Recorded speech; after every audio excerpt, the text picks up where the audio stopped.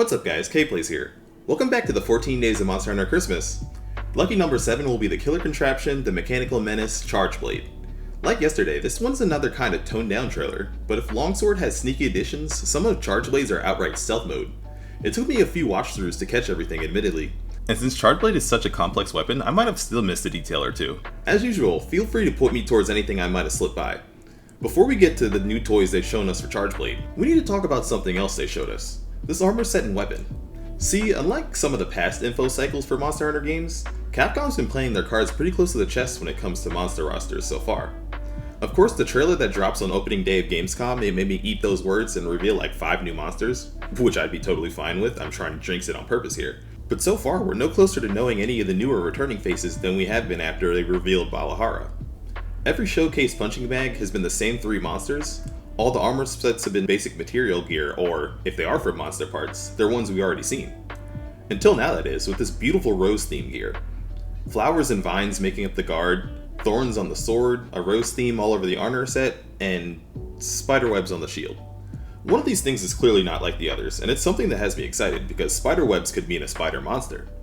Especially since the female design here has a similar battle dress theme to the one shown in the Rise trailer for Raknikadaki. Funny how this is the second time we got a spider monster teased in the Chargeblade trailer, huh? We've only had 4 of those so far, and 2 of which are just subspecies of the original versions, but they're all so refreshingly unique compared to the usual 50 shades of wyvern with the occasional giant monkey or something sprinkled in. I'd gladly cling to any scraps of copium that might hint at us getting another one. This one could be a particularly cool design, since the contrasting flower themes have me thinking that this could be some sort of plant mimic. Or, hear me out, maybe we get our first ever plant monster and it's a bug mimic? Yeah? No?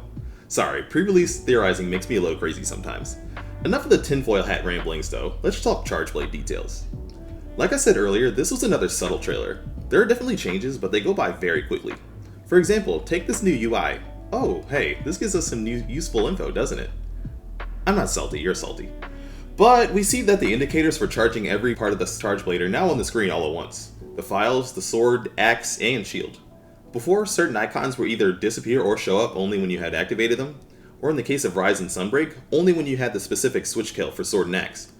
This confirms that all 3 boost modes are now returning in some form and wilds, which we see later in the video as more gameplay is showcased. And during that gameplay, we got a few new axe attacks shown off. The first one is a forward-moving replacement for Element Discharge 1, which will be great for closing gaps and staying mobile in the slower axe mode. Then there's this new overhead behind the backslash. This has one characteristic we're shown, and one we might be able to guess on for later. The one we do see here is that it can now be used as a follow-up to Ant Elemental Discharge, and where you usually swap back to the sword mode, it instead allows you to keep your axe out. Towards the end of the trailer, we also see it being used before the Super Amped Elemental Discharge, but this could also just be a replacement for the first swing. Do you see how in both cases it ends with the axe head out in front though? Well, if you ask me, this kinda looks like a characteristic of a Chargeblade guard point move. Usually any animation that leaves you in this way in sword or axe mode lets you quickly bring your shield forward to parry hits. And if my guess is right, we just got 1 more. Possibly 2, but we'll get there in a sec. This one would be in a pretty great spot though, since with the 2 times we saw it, it was on either side of Chargeblade's 2 most risky high commitment moves. Speaking of those moves though, I might be seeing things here, but the file explosions seem much more condensed on the SAED. Could be a possible quality of life tweak for allowing you to actually land them all on your target easier than you could before. Next up, we got to see a little bit of focus mode. Notice again that the alternate stance for Chargeblade puts the shield up slightly in a guard ready stance. Focus mode was stated to be a state for both precise attacks and blocks, so while we don't see that second part shown off here, this could be our first hint towards that. What we do see is 2 quick sword slashes comboing into Chargeblade's lesser known third form, the Buzzsaw. Chargeblade Savage Axe mode returning is a hype moment for users everywhere, I'm sure. Right after this, we get a sneak peek at another Savage Axe transformation, this time after a guard point. More fancy swaps means more complexity. They're really making you guys work to earn that PhD required to Bane Chargeblade. After this, we see what seems to be a mechanic that I'd admittedly forgotten about because it hasn't really been shown or talked about much, a sneak attack. This one was super fast, but Chotacabra looks unaware here, and when the hunter lands the attack from behind, there's a special sound effect that goes off. Interesting choice of clips here, because while no other trailers so far have shown this off, what also ended up happening here is that we didn't see a clash attack. Every other weapon with a shield got one, why not Chargeblade? This is a good moment to remind you guys though that even if you're unimpressed with the new things your anticipated trailer showcased, or missed a classic move you're hoping to see make a comeback, there are definitely a couple things being left out in these trailers.